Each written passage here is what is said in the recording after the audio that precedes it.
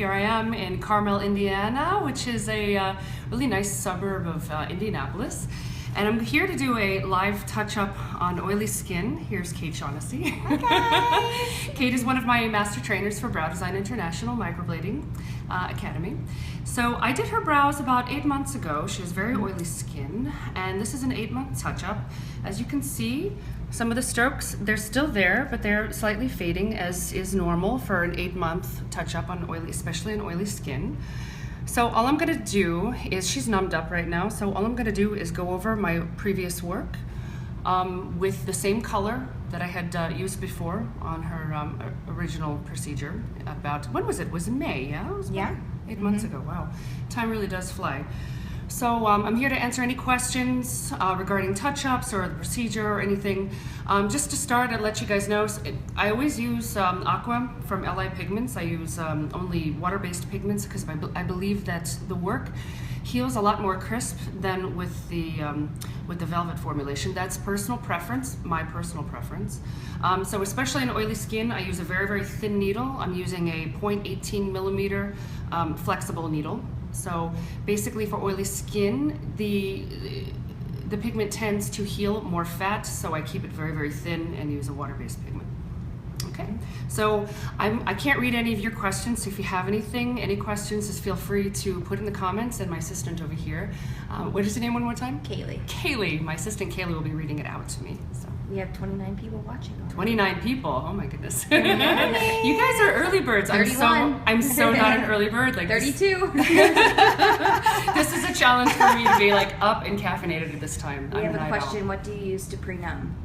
I actually use ultra duration. I usually don't pre-numb, but Kate requested it. I'm being a baby this morning. She's being a baby. I'm sorry. So I just, I broke the skin a little bit with a needle, just lightly poking with a soft tap motion, and then apply the ultra duration. It takes about 5 minutes, and then when you see the ring, the blanching skin, as you can see here, then that's where you know it's numb.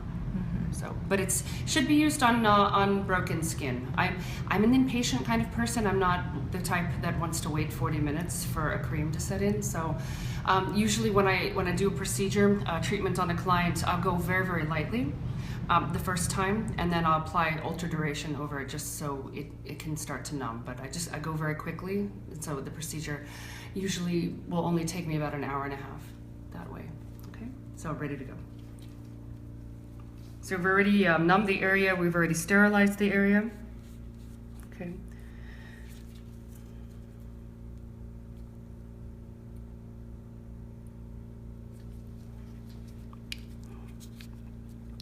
So I can already see my previous work, and I'm just going to go over it lightly. Always listening for the Velcro sound. And I'm pretty picky, so I like to wipe my work just so I can see to make sure that my strokes are done at the right angle, that I'm getting a good cut into the skin, that I'm following my work exactly. I don't like to work dirty. Someone just asked what pigment you were using. I'm using Autumn Gold and Cocoa from LI Pigments.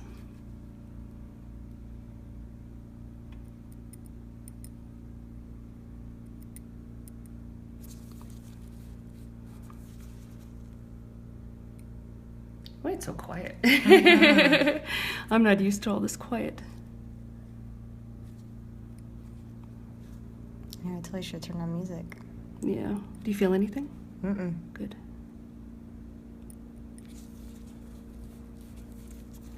Okay. So in my work, oftentimes I go back and forth over the stroke in 2 directions. I'm going to be sure that I fill the stroke evenly with pigment. That's really important to me because if you can, the more even you make your work, the better it'll heal. It'll heal in a more even way. Oftentimes I'll see new people, the outline of the brow will be completely filled, and then when they heal, they'll have so much splotchiness in the middle. It's because they didn't pay enough attention to the middle part of the brow, and they paid way too much attention to the outside. Somebody asked, are there any tricks for aftercare specifically for oily skin? My aftercare stays the same. All I do is keep the area clean. I be sure to avoid scabbing at all costs. None of my clients ever scab because they wipe, especially on the first day, every hour to 2 hours with a moist cotton pad. They don't get them wet, but enough water on the cotton pad to wipe off the aquaphor and wipe off the lymph that causes the scabbing, and then reapply a very, very thin layer of aquaphor. So we're constantly cleaning the area, keeping it sterile as we can. I didn't scab either time. Yeah.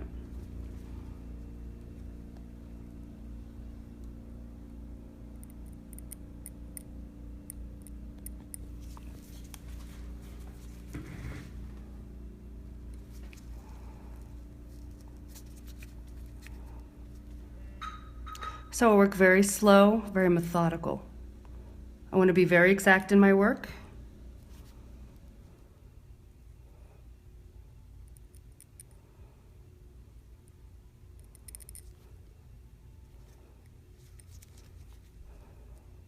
So I'm always stretching the skin, guys. A stretch is really, really important.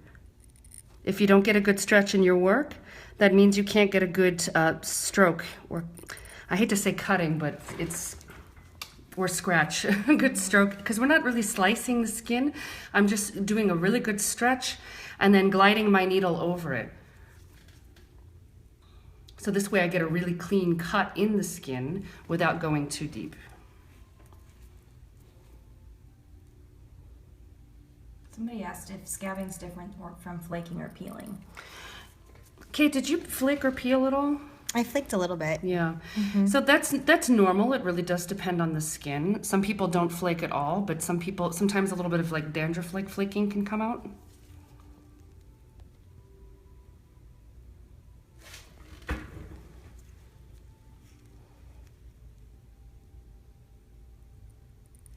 So depending on where I am in the skin or on the face, I'll change the direction of my needle. My needle, I'm always at a 90-degree angle. So I'm always entering the skin at exactly the same angle. Somebody wants to know an example of how much pressure you're using. It's different for every skin. So how I describe pressure, it's like stretching the skin like a drum, right? So the sound of the needle is really important to me, and the vibration of the needle. So if I'm stretching enough, I'm only going to use a slight pressure on the skin in order to hear that Velcro sound or the vibration of the needle. So it's kind of like your fingers on a very tight drum, because if you have a drum, it's usually skin that's animal skin that's stretched really, really tight, and so it'll make that sound. So she's having minimal bleeding.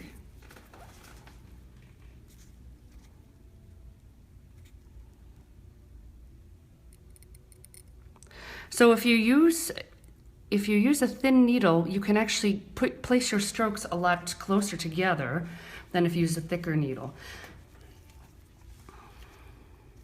So if you, especially on oily skin, if you get too close with the strokes, they do have a tendency to merge together, so you want to avoid that. So with Kate here, the strokes didn't heal very fat at all, which was really great. Mm-hmm. Somebody asked if you always sit behind your... I do. Yeah. Okay.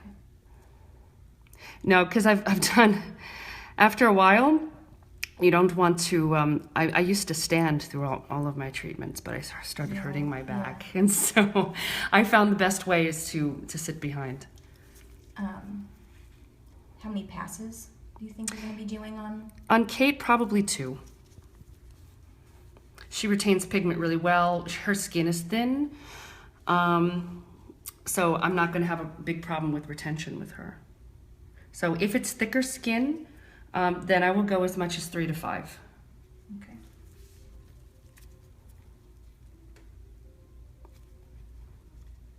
Somebody asked how many needles are in this blade. This is an 11. An 11. Mm-hmm.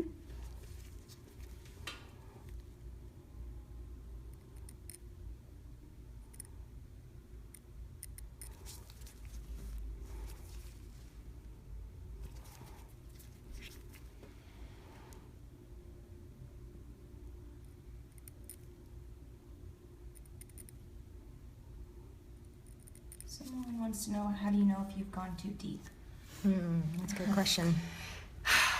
Experience. And actually you can tell right away in the client if you've gone too deep, because you can actually see the migration happen under the skin, especially if you use darker browns, or we don't ever use black, but I mean sometimes there's black in the mixture of the dark brown.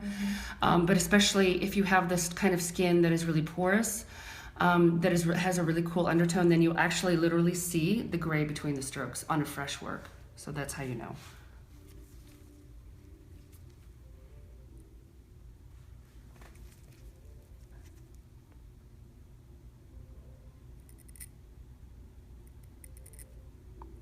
Can you guys hear that Velcro sound? The middle part definitely did not numb. I'm sorry. You're fine. It doesn't hurt. It's not like horrible. You're a tough girl. Yeah. Someone asked how you fix the migration or if you've gone too deep. Hmm. And they can hear the strokes. Okay, good.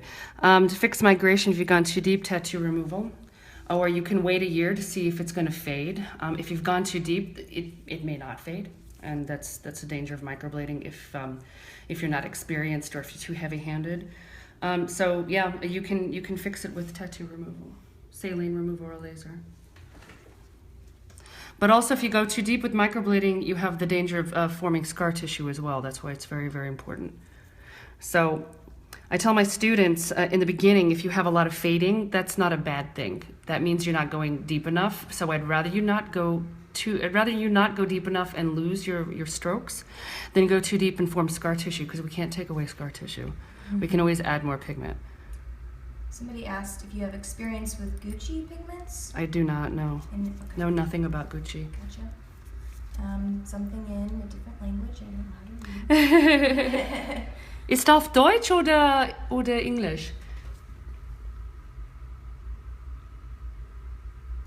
Oh, it's Spanish? Spanish? Un curso de technical course in March. Am I doing? I don't know if that's what she's asking me, but if they go to my website, browdesign.com, I have many, many fundamentals training courses throughout the USA. Someone asked how you use the saline remover you mentioned. So, depends. If it's right then and there during the treatment, you can actually scrape it out. And then put. Yeah, and then with the microfiber brush, like a small brush, I'll show you real quick. One of these, you just open up the strokes with your fingers, pry it open, and dip this into the salt solution, and then you would just scrub it out. Afterwards, then you'd have to break the skin, and it's a whole process. And also in the United States, you need an additional insurance to offer tattoo removal. So it's a different kind of insurance. I mean, you can certainly do it without insurance, but we don't recommend that ever. Somebody asked if there's a limit to the number of times a client can be microbladed. I've heard scar tissue can form and the skin eventually won't take. That's true. If you go too deep, yes, then scar tissue can form. Is saline the same as peroxide? No. Saline is a salt solution. I've used exiled ink, especially in trainings when students make mistakes and they go outside the lines and I have to remove it right away. Then, that I really, really like. There are other ones too. Ocean A is another one. Yeah, Ocean A is another one. I really like exiled ink. I've only tried a few products, but if something works, I generally don't change it. Somebody asked which insurance you have or suggest. I'm not going to say which one I have for reasons, for legal reasons, but I'm going to tell you there are some really good ones. There's Marine, there's Allied, there's Kate, help me out here. What else? I use Allied. You use Allied. Yeah. She just told you what she uses. If you go on the forums onto Microblading USA, that's a group that is for microblading. It's worldwide, but mostly focused on North America, USA. You can go there and ask the question, and lots of people will be happy to answer that for you. Yeah. Go ahead. Did you? I'd say, or talking to your local insurance agent. I know a lot of people do that, and they will, you can ask that. But I know it is different, guys, than your ASCP insurance. Just general aesthetic insurance. It is a separate insurance that you need to get. So for these really tough, small places, I actually use the tip of the needle to make smaller strokes. So Usually I only use one kind of needle. I really prefer the slanted needle. I'm not a huge fan of the U-blade. I do include it in my starter kits for my training, just for people who like to use it, but generally I'm pretty old-fashioned. I'm really simple. Someone was like, so there's a limit, so there isn't a limit of times you can be microbladed, even if you don't go too deep. Right, if you don't go too deep, like I have my clients returning for touch-ups 2 years afterwards, there's no scar tissue at all. Mm-hmm. If it fades, unless it's not scarring, then you can go back. You can go over it again, yeah. And is it the same as aesthetics insurance? No, it's not the same. Mm-mm. So, guys, this is another reason why I don't like the U-blade, is because the U-blade there's a danger of going way too deep with the U-blade, and you can cause scar tissue. I've seen it happen, and it's not nice. So this actually looks really good. Mm-hmm.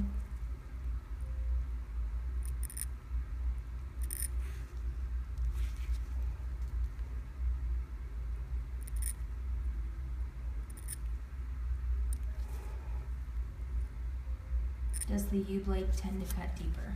Yes, it's also thicker. You can get some U-blades at 0.18 millimeters diameter.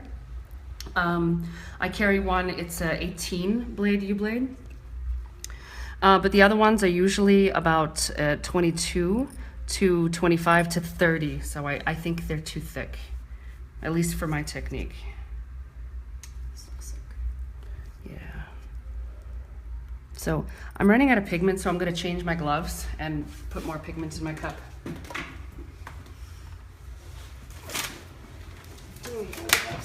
Mm-hmm.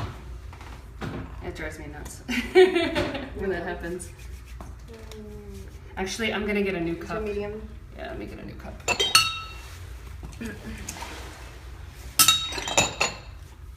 is our setup here in Indiana. So yeah, cross-contamination is a really big deal. So I keep everything separate from my dirty tray. Everything off my dirty tray. Everything that's on the dirty tray is dirty, and I have to treat it basically like she's got a disease, and that everything is contaminated. Okay. What do you need? I need to get my gloves back on without spilling this pigment again.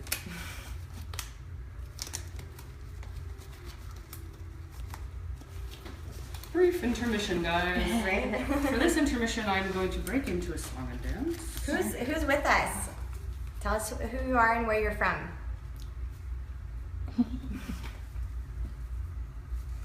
Everybody's so quiet. I know, right? Still have 46. All right, have 46 people. Where are you guys 46 from? people. Oh my gosh. I know we have somebody from Iowa. I saw Iowa. Iowa. All right. Fabulous. Atlanta. Hi, Atlanta. That's cool. Indiana's cold. Ain't that cold? Florida. South Florida. Oh, I bet it's warmer than West Palm Beach, Florida. Oh, I bet you're having a nice sunny day. Right. Maybe. Fort Myers, Louisiana. Excellent. Okay, part 2. Let's do it. So I'm just checking my work to see. The pigment's holding pretty well. There's some strokes I need to go over again because I want to be sure that they're all evenly pigmented. I don't want any gaps in my work. So it was driving me nuts that I was running out of pigment, and I don't want my needles to jam the bottom of my cup because I'm going to dull my needles and I'm going to end up tearing the skin on the client. And that's not good.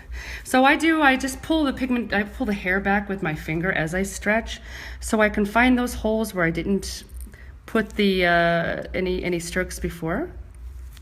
So I try to keep my needle as clean as possible, very, very important because you want to be able to see where you're stroking. Don't stroke blind. You've got one of your potential clients, Kate, on here. She said she'll see you January 7th. Oh, hey.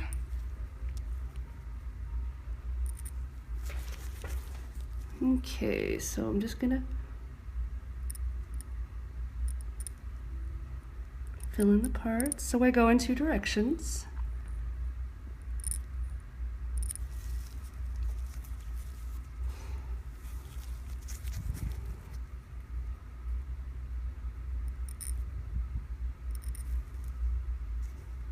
Oh, for training, she said. Oh, she's not a client. No. She's a student. My Welcome. student. Yeah, I'm excited to meet ya. Bobby Flynn. Hey, Bobby. I know who you are. I'm sorry I won't be here to meet you.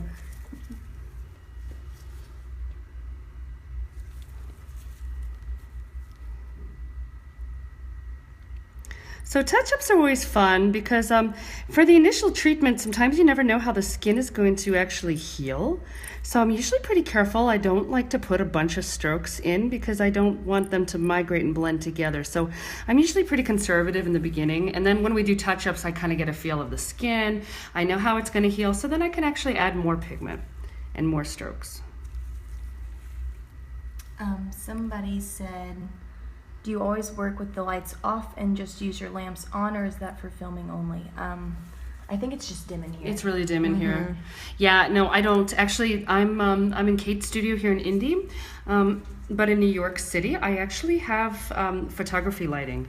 So my studio is really bright, like a film set. I find I don't like having any shadows in my work. So when I have really bright lights, now it took me a while to figure out that situation. I use glam cores a lot, and usually I'll have two kind of like glam core kind of lights. But we have a store called B&H in New York City, and it's a film photography store. They have everything. It cost me $1,000 to light my studio, which really is kind of cheap if you think about it. But it's so bright in there, like I don't even need light. I don't even need lamps. And the cotton pads you're using have water on them, Yeah, correct? sterile water. So when I go over my work again, I'm just going over exactly in the same strokes, and I'm listening for the Velcro sound. I'm barely adding any pressure at all. Somebody asked, what method do you use for sterilizing non-disposable handles? I throw them away. Yep. Me too. Everything's disposable. If you have a very expensive pen that you bought, then autoclave is the only way to sterilize. So I don't use fancy pens. I use these cheap, kind of sparkly red pens. I just chuck them. If Kate didn't retain well from her initial procedure, would you have to pre-draw on her the shape for her touch-up? If she didn't retain well, I would go over the strokes already there, because well means that she still retained, but it wasn't well. So I can see my work. If it completely disappeared, which never happens to me anymore, when I first started it did, then yes, I would have to pre-draw. Someone said your Brow Design Academy is the best training. She has gone to great lengths to ensure amazing training. Aw, thank you. Woo, who said that? Erica sorry, I don't know how. Renzener? Yeah. Good morning, hi, Erica. Hey, girl.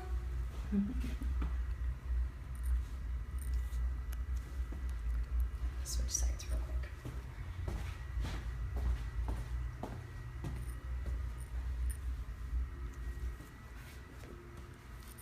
So some people complain that the microblading doesn't last as long. It fades after a year. And I understand that some people maybe think that's a bad thing, and that's totally understandable.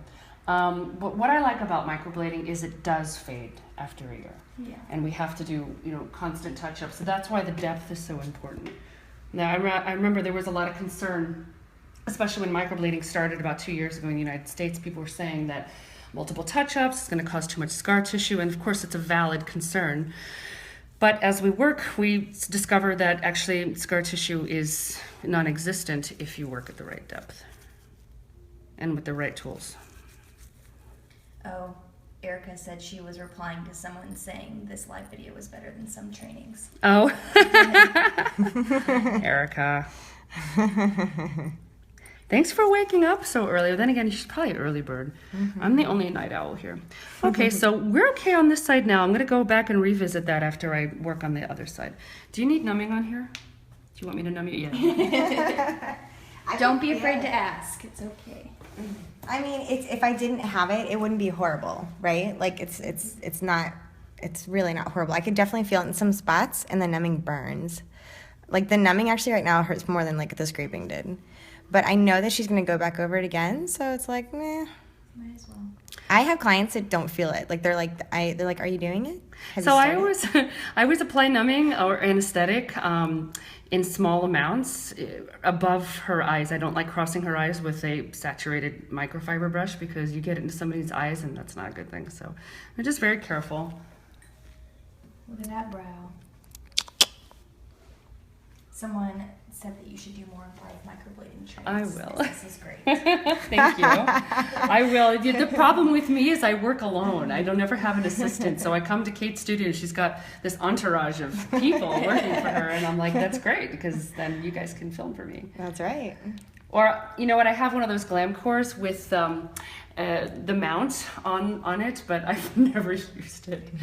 I thought it was a good idea to buy it and then I just never used it. So maybe I will. Maybe It just I will. means you have to come to Indy more. That's I what know, it means. I know. It's not far. No. Okay, so move the client's head. Gorgeous work already. This side needs help. Did this side not hold as well as the other? No. Mm-mm. That could be for various reasons. My pressure might have been different. You might have slept on this side. I do sleep on this side. Oh, there you go. That's how it works.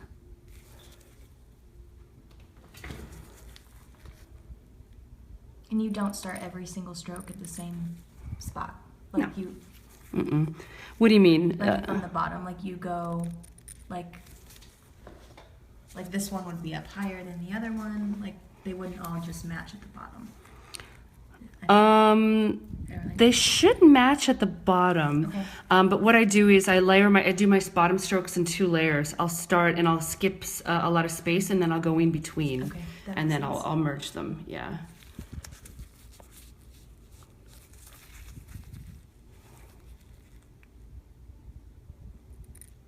I microblade the same way. I do my bottom first.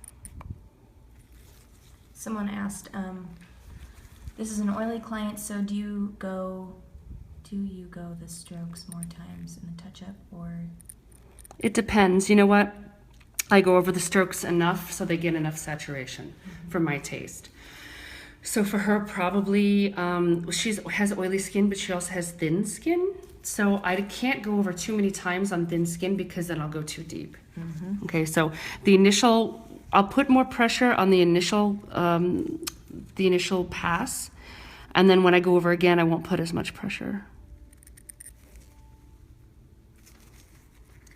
What do you do if you've gone too deep and it's healed cool? Can you go over that stroke at touch-up with a warm color? Yeah, go over it with straight modifier. Usually ungray. Orange modifier. I use LI pigment, so orange is ungray.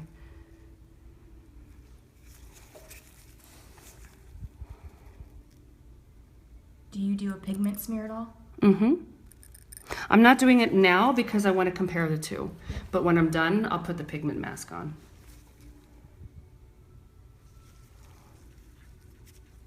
Good questions, guys. Keep asking them.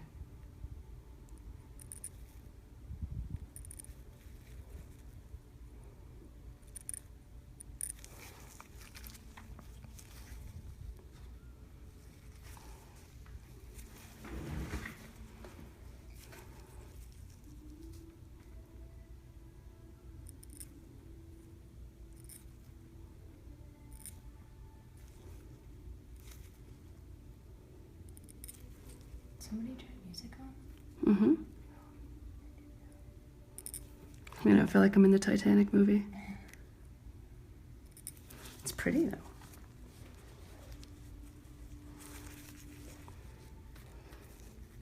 So if I can't find my previous work, which I actually still can, maybe you guys can't see it on the video, but I can see it.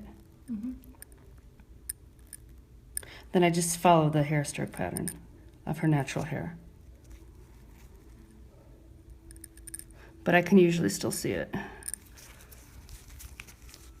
Someone said, how did you train yourself to work from behind? Left. I didn't train myself, it just became natural. I like to work from behind. For me, it's how I can place my needle. My needle my fingers only work in two directions. They don't work well in this direction. They want to go back and forth. So I want to be sure I can either push away from me when I stroke, Pushing away is fine. or Right. pull toward me. Yeah, either way is fine. But the needle must be at a 90-degree angle. It must be parallel to the surface of the skin, no matter which part of the skin you're on, right? So if the head is like a globe, right? If you think about it, and you're like a little person on the world, just kind of like, no matter where you are, you're always on 90 degrees to the surface, right? So for me, if I'm from behind, I'll either pull toward me or away from me. So I always have to be in this direction. Otherwise, I won't get a clean stroke. Someone said, I'll go to this question because it relates. I noticed your blade is turned on some strokes. Is that harder to do?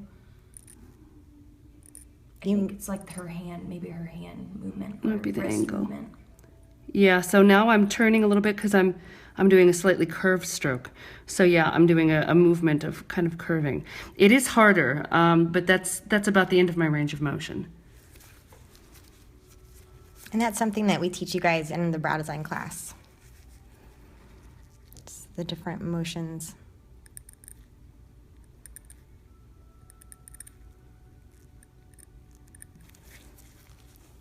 For some of these questions we've already answered, so if you want to scroll back up on the comments, you'll find your answers.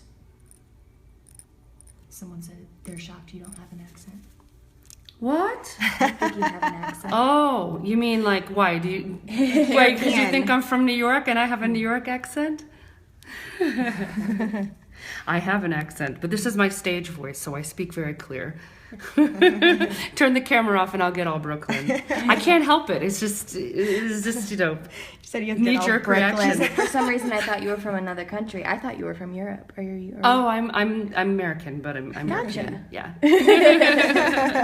I was born in Brooklyn, There you go, guys. but I have There's the truth. I have a Croatian father, so there's the half European side of me. Nice, gotcha. My father has an accent. That she can do very well. Not really. I try. I think it ends up sounding more Italian than Slavic.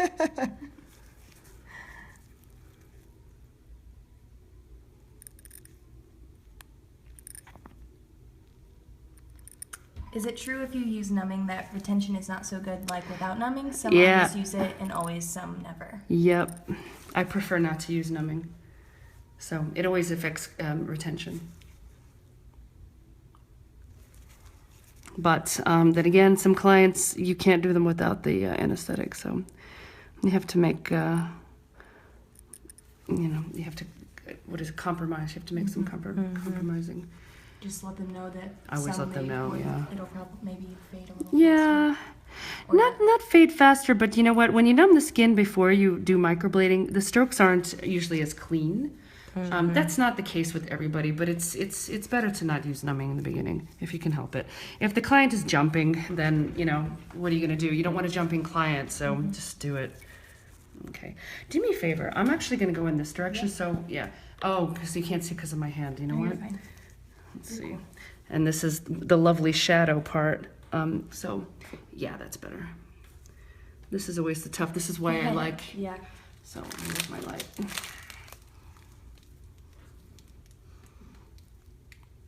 So my hand is actually casting a shadow on this side. I'm gonna stand up. Okay. At this point, like in my studio, I have more of a space where I can actually roll around and then come over here from this side of the client. So I'm gonna move her face. So I'm gonna stand up now so that because I don't like to stroke blind. It's not good. So you want to tell them not to be afraid to like move around, like. Yeah, no, please. Yeah, you guys got to move around. You have to see. However way that, you can go, that you can see, that's the best way. Whatever way works for you. So my way doesn't work for everybody.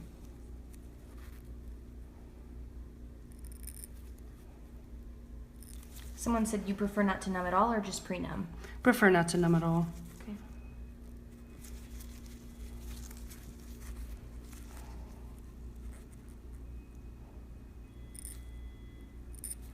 It's not unbearable, guys. Like, I can feel most of this right now. Okay. can see her still numb with the white outline. I'm gonna clean up my work just to see on this side. Are you just using water? Mm-hmm. Yeah. Or distilled water? Yeah. Distilled or sterile. Sterile's better, but you can't always get sterile, so we use distilled. I work in New York City, and legally I have to use distilled water or sterile water.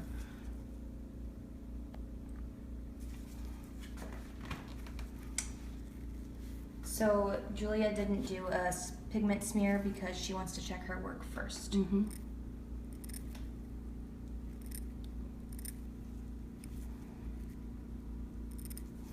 Someone asked, I think there's just confusion. She said, why doesn't the pre-numbing affect retention, but the second numbing doesn't?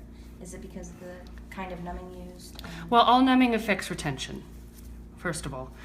Second of all, if you pre-numb, it makes the skin harder because the blood is drained from the skin, and it actually numbs the skin, so it's harder to get an exact cut. I found that my work healed a lot crisper when I didn't pre-numb.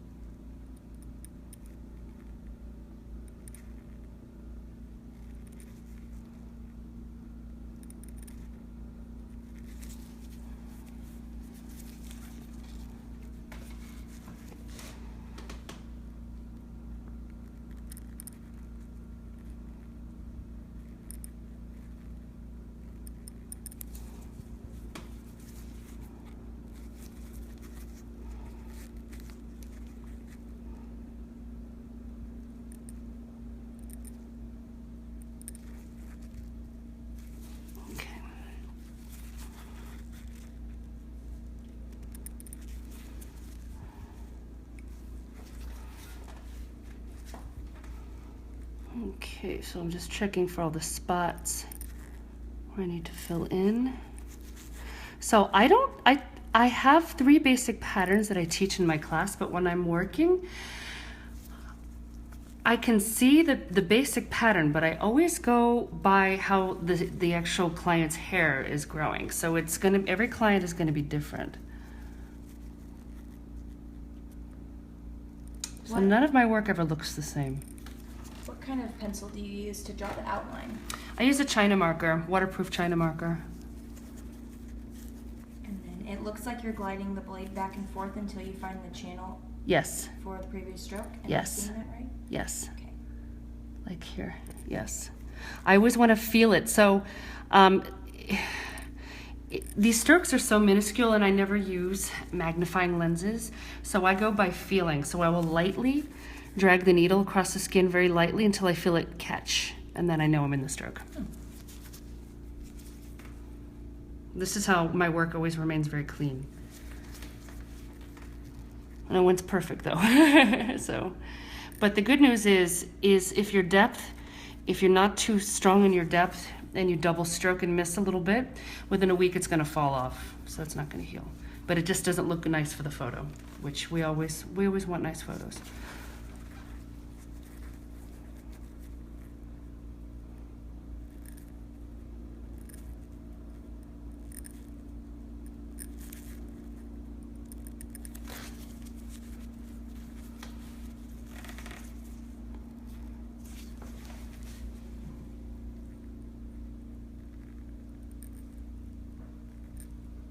It's good to know that you can go that way too. Mm-hmm. Didn't know that. Yeah.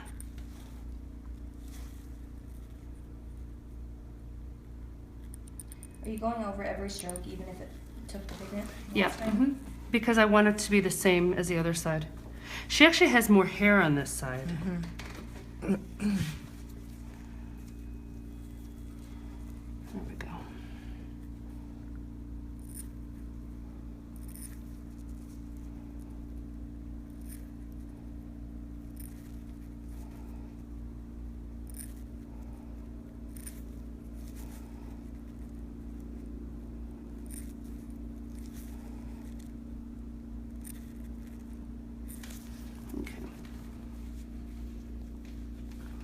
So I want to check my work.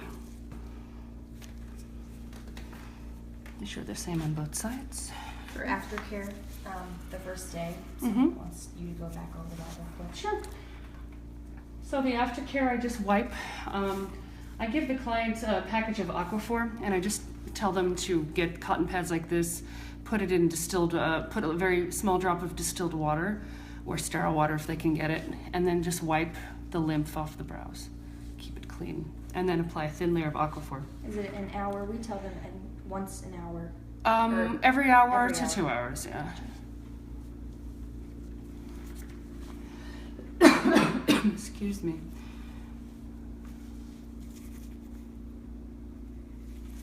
Okay.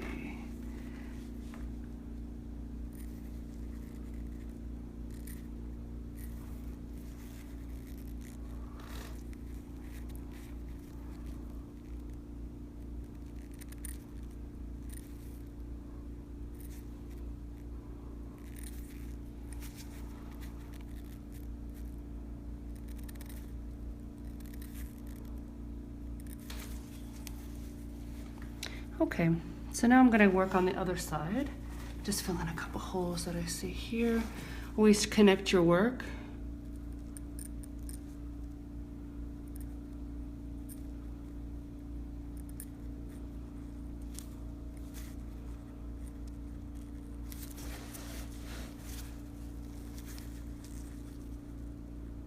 That's correct, ma'am.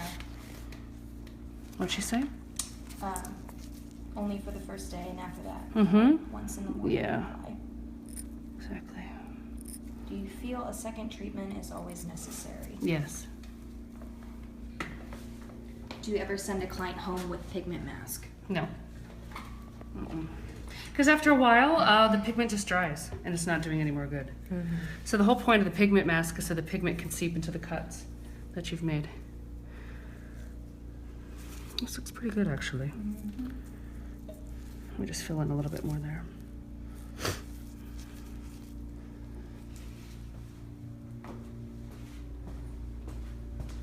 And I mean, so like it's in on that side. I can Mhm. feel absolutely nothing. Okay.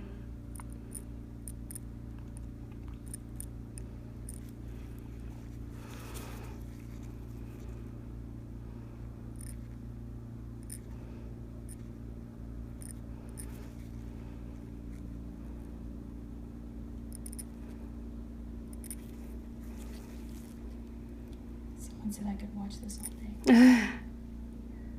It's my first Facebook Live video. I've never done this before. Everyone's loving it. Yay!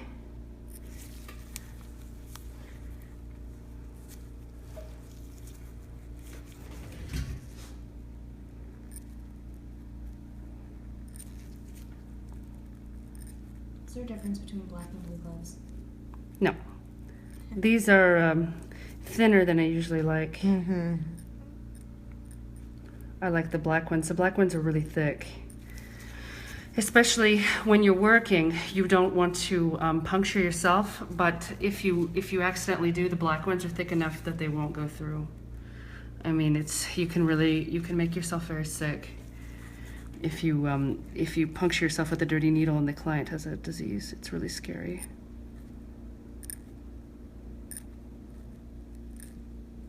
Someone asked how you keep your arch so sharp and even on both sides.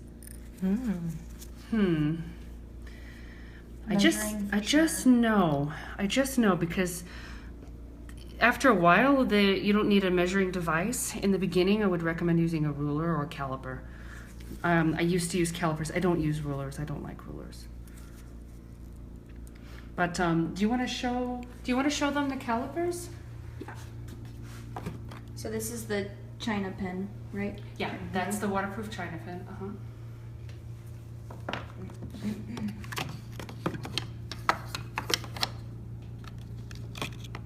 This is a caliper.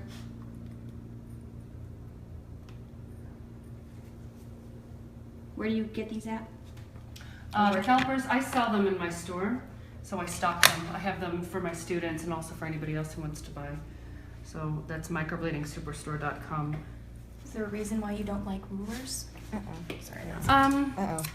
you know what it is about rulers? There, I'll hold it. You You plug know it back what? in. It's okay. And if you I guys can't touch it. sign up for a class, they come in your student kit, Yeah. the calibers too. Don't ask a question because she's plugging back in a light. As you guys noticed, Julia did not touch anything. It's really important that, if that happened, she would have had to have ungloved and then... I would have taken my gloves off and then plugged the light back in, washed my hands, Yep. and then put new gloves back on.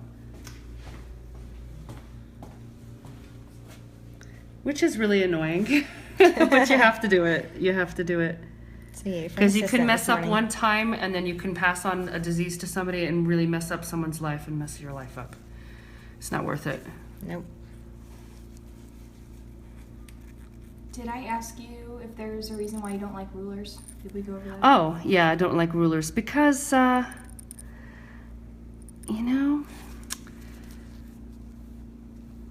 suppose I could. I've never used them. Like I said, if something works for me, I'm not the type of person to go and try something new. Mm-hmm. So, they have these pre-measured rulers that measure where the start of the brow should be, where the arch should be. I never like doing that one because I don't want everyone to have the same size eyebrow, because when I do the arch and I measure also the start of the brow, I do it by looking at the client's face. I don't do it by a pre-drawn method or a stencil or a shape that's already been done. Like, I like to have full control over her face, and I want to be able to, make the most beautiful shape for her face. So for me, I would much prefer to have full control over that. So I just, in the beginning you should measure, but as you get better, I say my favorite saying is just eyeball it. When we put the pigment smear Mm-hmm. mask on, someone wants to see maybe how you use the caliber just to measure a Sure, little bit. of course. When I put the pigment smear on, I'll explain it.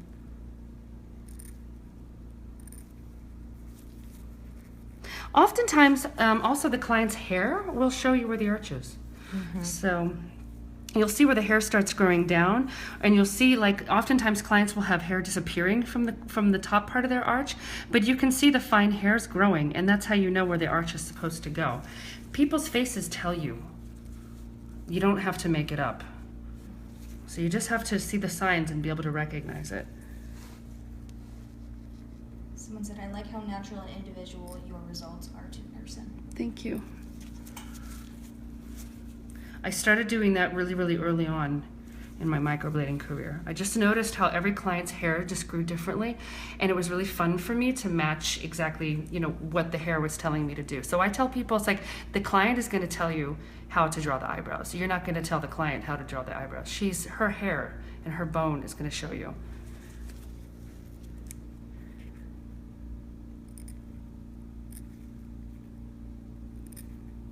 Okay, I think we're almost done. So touch-ups can last for me anywhere from half an hour to an hour. If I'm talking a lot, it'll take me about an hour.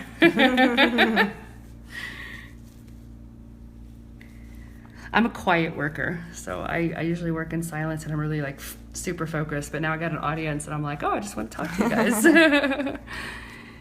Okay, we're looking pretty good. So I'm just gonna connect my strokes. I like strokes to be, more connected. I don't like too many floating strokes.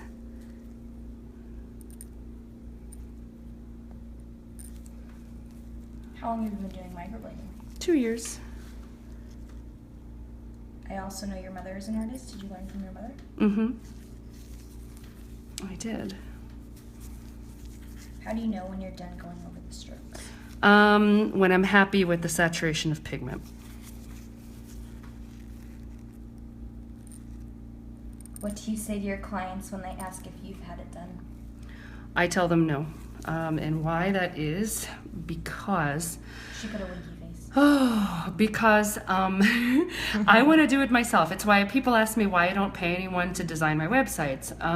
I know I can pay someone to do it, but I much rather do it myself. So if someone microblades me and I wanted to stroke in a different place, even though they could be the best artist in the world, the very fact that I didn't do it would bug me. So And you wouldn't, I mean, can you do it on yourself?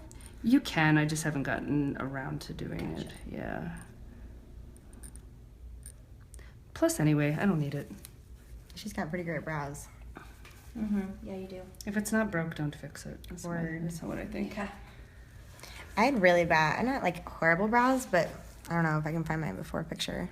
I They might were- have it someplace. Yeah, like they I didn't really have much of arches. Like she really did give me some great arches. Yeah, she didn't have any arches. Mm-mm. I remember. And they weren't even. Are you doing the shape when the client is sitting or lying?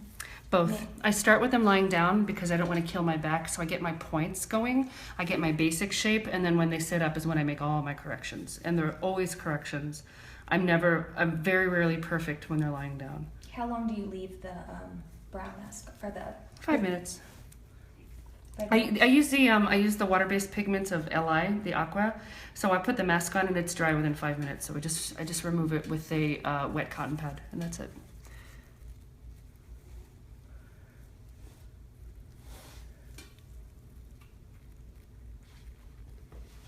So I got a funny angle here, so I have to move my pen in such a way that I'm sure to get it right. Okay.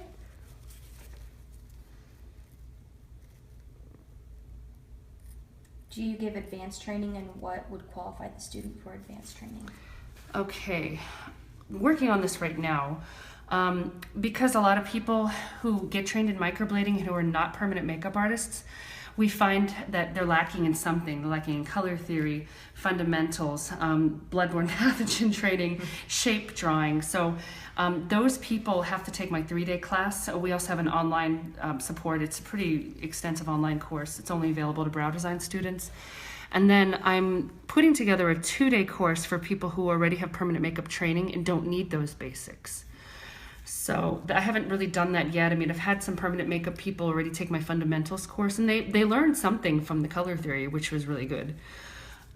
So I'm working on that. I just don't want anybody slipping through the cracks. And we've really been working hard on figuring out how to make these courses happen. So depending on the individual artist and their work and what they've already known, that's how we figure out what class they can come to. So I'm going to be putting together the 2-day basic training for advanced PMU artists, and then doing master classes, advanced microblading fusion, which is a combination technique of manual shading and microblading, and then various other techniques that I'm going to be adding into that class. So that's all coming next year. We're still working out the details. I think you're done. You can access the online course on your website, correct? Yeah, but it's only for brow design students, people who have already trained. So I don't sell it to people who haven't gone through my live course. I've been thinking about that, but I haven't, right now I don't feel like I want to do that. It's a great 3-day training, guys. You should really go to it. Then you have the continual online support. So I just gently massage the pigment in because and I stretch the skin, so I want to be sure I get it all in there. What is the most important when choosing a pigment for the client? Undertones. I match the natural hair color of the eyebrows and then have to match her undertones. And the thing about microblading or any kind of hair stroke technique is it always heals cooler than the actual pigments, and that's because of light dispersion. So because we're implanting at a very concentrated amount, there's not much light that gets into the pigment itself, so it always kind of heals a little bit more cool than say like this. If I put it on her skin and I get a lot of light in there and I really spread it, you can see the difference of the pigment color. See, you see how much more warm it is, and then here it's much more dense and it's going to be a lot cooler. So that's the difference with microblading. And then if we go too deep in the skin, it also will heal too cool, because the deeper we go into the skin, the more layers of skin that heals over that. And then the skin itself is cool, so it's going to always add a cool hue. So that's why we get a lot of gray healed results when people go too deep. Anyway, so that's it. Yeah. Now we just wait until this lovely pigment mask. It's a little bit more messy than I like to work, but anyway, I'm going to start cleaning up her face because I'm kind of like a clean freak. I don't like having all this messy stuff all over her. I'll grab the caliper just so. Okay, great.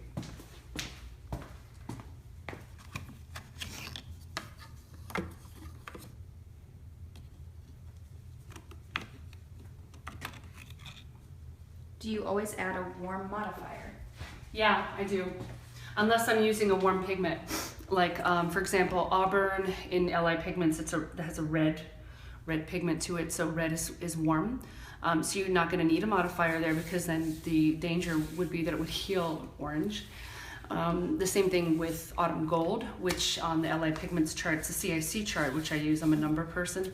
So I think they switched from number method to a different method, but I still think numbers. It was a +3 in the warm scale, so I didn't feel it needed any modifier, so that would heal warm. And already. you've used other pigments, but you decided that LI. I've the used best? other pigments. I'm not going to talk about other pigment lines. I decided on LI. I like it. It works for me. How do you like to check for undertones? That you guys can find when you enroll in the online class. When you guys come to our class, that's something. That's something. in the It's kind of classes. complicated. A lot of it has to do with the skin tone, the Fitzpatrick, whether she's light tone, dark tone. Light skin tones can either be neutral to cool. Most skin tones are very rarely warm. It's really rare. So you'll either have a neutral to cool, slightly cool, extremely cool. That really depends. So Kate here, she's a Fitzpatrick 2. She's got slightly rosy skin, so I'm going to call her a cool undertone. Not extremely cool, not barely cool. Okay. And we do teach color theory. That's day 3. Day 2. Day 2. You're right. Day 2. What day is it? I've had no coffee this morning. No coffee Kate's 4 hours jumping. before. Well, I didn't drink any coffee and no And- makeup, so you guys got me that way. That can help. That can make you bleed more, right? If you have caffeine and Yeah. alcohol before. Yeah. So I have no coffee in my system. So Exactly. So calipers. All right. Let me take this off. So how I measure with the calipers. Basically, these are golden ratio calipers, so the ratio is the large side to the small side is the same ratio as the whole to the large side. It's complicated anyway. So, but how that works is the calipers work. This is the body of the brow, and this is the tail of the brow. The middle is the upper arch. So all I do when I'm measuring is I just measure from the head of the brow to the arch, and then I flip it around and I measure it on the other side, and that's how I get it exactly on the other side. The same measurements. Okay. Okay. So, as you can see, the pigment is drying, so we're going to wipe it off pretty quickly in about a minute. Yay! I feel so like naked this morning. I have like literally no makeup on. Well, you so. have permanent eyebrows, I know. you have Lashes. eyelashes. I know. So, you know. That does help. I'm totally naked. I don't have lashes. I don't have any lashes. I don't have any permanent makeup. So I have to put my face on every morning. I know, right? That's all right. It's poor me. That's my life. You're using Autumn Gold on her and Cocoa. And cocoa. Yeah, half and half. About. Yeah, a little bit more cocoa. Mm-hmm. Where are your gloves? Right there for you. Oh, gotcha. You're medium. Yeah, the first time we did it, we just did straight Autumn Gold, and we wanted it a little bit darker, and so we did cocoa, and so this is my touch-up. About 8 months later, my very first treatment was back in March, and so I liked it darker. You get addicted. Mm-hmm. I want darker. Do we have anybody watching that's not in the U.S.? Is anybody from Mexico or? I saw Canada. Ooh, Canada. Ooh, I bet it's cold up there right now. Lots of snow. We have a little bit of snow in Indiana right now. It's kind of cold. Julia wore a big old parka here. Your New York coat, right? Yeah. I know. Sorry, I don't live somewhere warmer. Croatia. Croatia. Wow, we have someone from Croatia watching. Croatia. Hey. Woohoo. Home country. Is there a Right. reason you waited 8 months to get your touch-up? I just hadn't. No. We did the first touch up. Eight months 40 ago. degrees. Oh my gosh, gross. Somewhere. Anyways, so yeah, we did our first touch up like 6-8 weeks after, and so this is actually since my first original appointment. So I'm really oily. I use retinols on my face, and I get laser You are really treatments. oily. yeah, so, like I said, you guys get to see all the funness going on. So, yeah, I just knew that I was going to need touch-ups more often, which was totally fine. And so, yeah, Miss Sweet Julia was willing to touch me up while she was here with me. Well, lucky we didn't do it yesterday. I know, right? We're so tired yesterday. Oh, my goodness. It's a busy day. Someone's Okay. from Toronto, All right. Trinidad, and Tobago. Okay. Wow. All right. International crew. Well, hi, guys. What time is it in all these different places? You guys up really early, hopefully drinking coffee. We're going to have coffee after this. Right? I had coffee, but I need more. Yeah, there's always room for more coffee. So when I remove the pigment after it's become dry, I just take an even wetter cotton pad. I don't like to put a lot of water on the brows itself. So I wipe it off quickly after that. So we don't want to keep the brows wet. So I just remove it all. I go backwards over the strokes. Do you ever use green soap? No, never did. Like I said, I'm kind of a purist. I'm sure green soap is fine, and I'm sure it doesn't affect pigment in any way. Tattoo artists use it all the time, but if it's not broke, don't fix it. I remove it just fine with the water. I just never know. I'm totally scared. I don't like to introduce new things. If something's already working, I won't change it. Okay, They look so good. that's the end, my friend. Thanks, guys. Finished. So you guys can check us out. Her website is... www.browdesign.com. We just did a new website. Yay! Yeah, everybody go check it out. All right, bye guys. Bye. Bye. Thanks for joining.